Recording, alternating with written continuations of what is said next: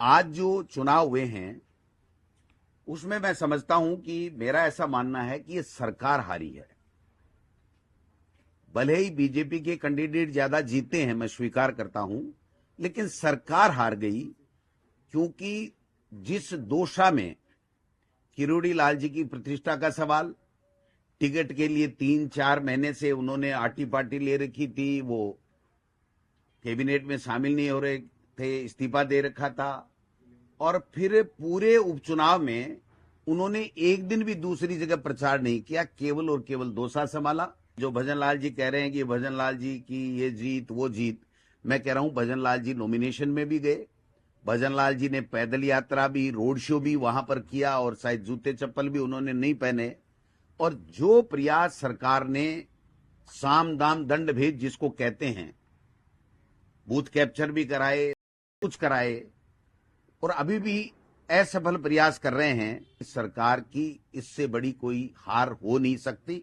जो भारतीय जनता पार्टी के नेता बड़ी बड़ी बातें करके, मदन राठौड़ साहब प्रेस कॉन्फ्रेंस कर रहे हैं, उन्हीं का कैंडिडेट उन्हीं के ऊपर आरोप लगा रहा है कि सरकार में बैठे हुए लोगों ने एक कैबिनेट मंत्री के भाई को चुनाव हराया।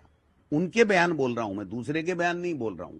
देवली उनियारा में जो किया गया, 11 बजे किया गया, सुनियोजित रूप से किया गया, कौन मंत्री और कौन विधायक फंडिंग कर रहा था, कैसे कैसे वहां पर कार्यवाहियां हुई, ये मुझे कहने की आवश्यकता नहीं है। बीजेपी के जो नेता है ना, वो खुद ही बता देंगे कि यहाँ क्या क्या हुआ, सरकार ने क्या क्या अन्यथा हथियार काम में लिए इस चुनाव को जीतने के लिए।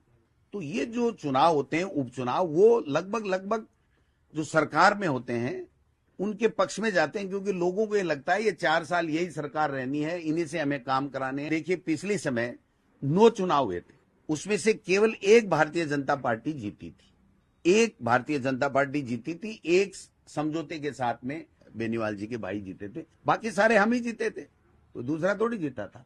मैं ये कहना चाहता हूं कि सरकार ज्यादा खुश नहीं हो।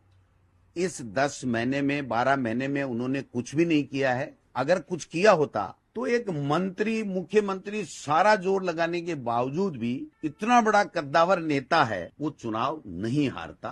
तो हमारे 1 नंबर के जो लीडर थे वो तीनों के तीनों एमपी बन गए, और उपचुनाव में हमें सेकंड लाइन तैयार करनी थी। 15-20 साल से वहां पर कांग्रेस के वही एमएलए बन रहे थे जो हमारे एमपी बने। उनकी भावनाओं को भी, उनकी अभिशंसा को भी, उनकी राय को भी पार्टी संगठन ने तवज्जो दिया, और उसी के मुताबिक हमने यहां से प्रस्ताव प्रदेश कांग्रेस कमेटी से भिजवाए, और पार्टी आला कमान ने प्रदेश नेतृत्व पे विश्वास करके उन्होंने उनको टिकट दिया।